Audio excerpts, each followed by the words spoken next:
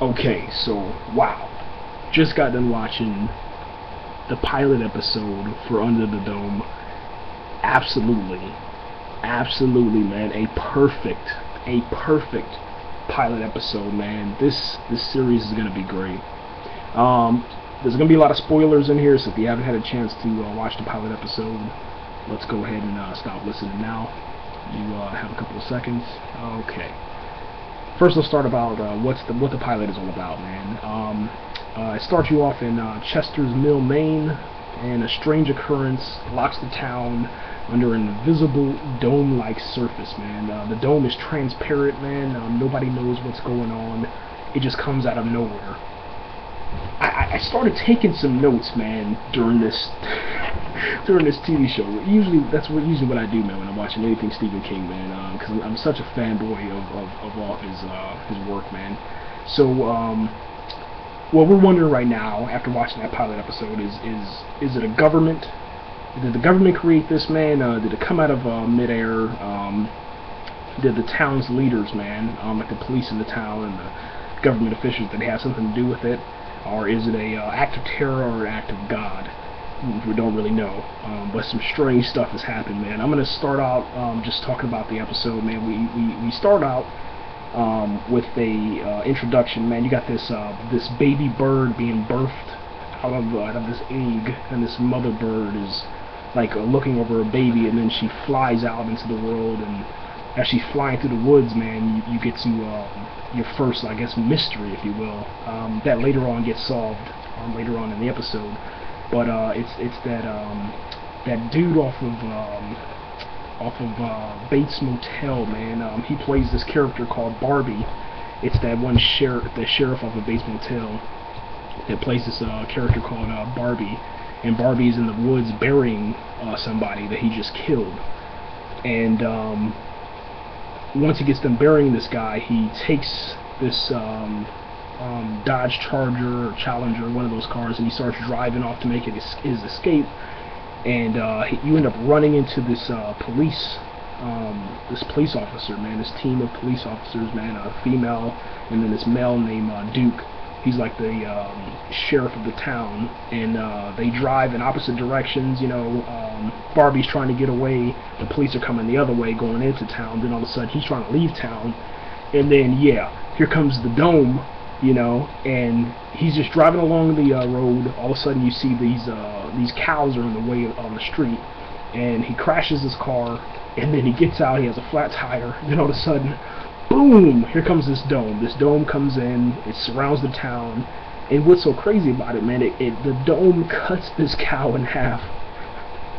I mean, just slices it perfectly. I mean, I guess you're like a butcher, man. It slices the cow, man, and then they show it right on TV, man. It's absolutely insane, man.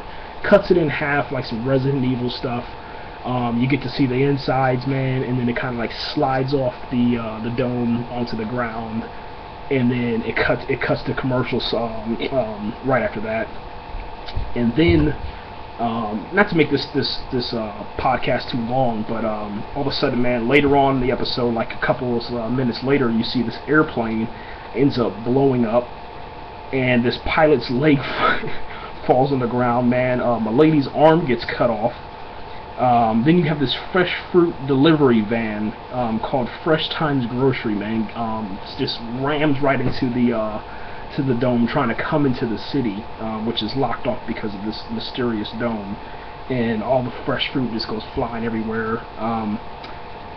What I want to talk about real quick, man, is you get introduced to these two kids, man, Joe and Angie. They're brother and sister. And Angie, you get introduced to her right in the beginning of the episode. And what's kind of crazy about her, she's with this dude, this psycho dude named Junior.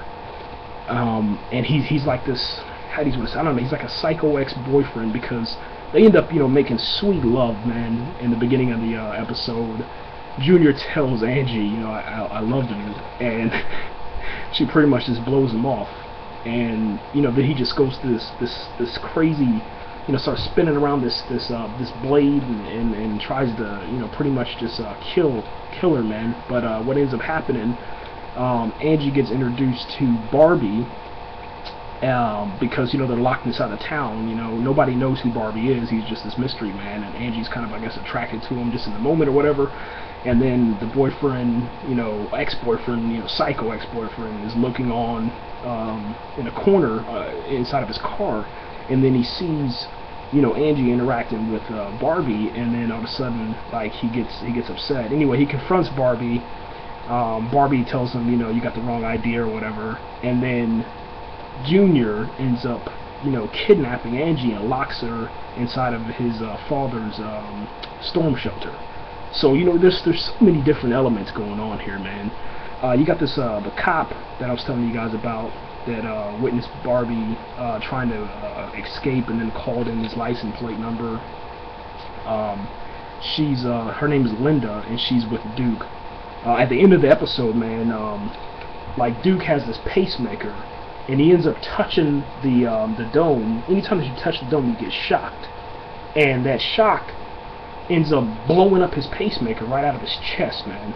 Like, it was just crazy. This whole entire series is just nuts, man.